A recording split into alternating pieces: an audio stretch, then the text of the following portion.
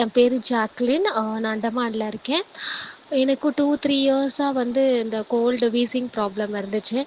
So இந்த இஸ்னோவிட் capsule பத்தி நானு Instagramல தான் பார்த்தேன். அ இப்போ 2 மந்த்ஸா யூஸ் பண்ணிட்டுருக்கேன்.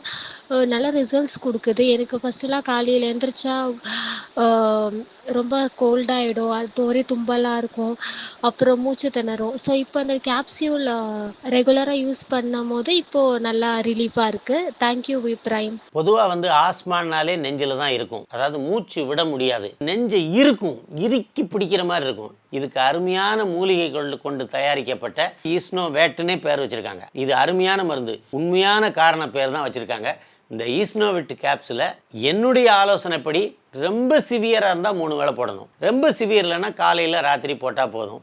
இதை பயன்படுத்தினா இந்த சீரழிக்கக்கூடிய சளியிலிருந்து நம்ம முற்றிலும் விடுபட முடியும் என்பது திண்ணம்.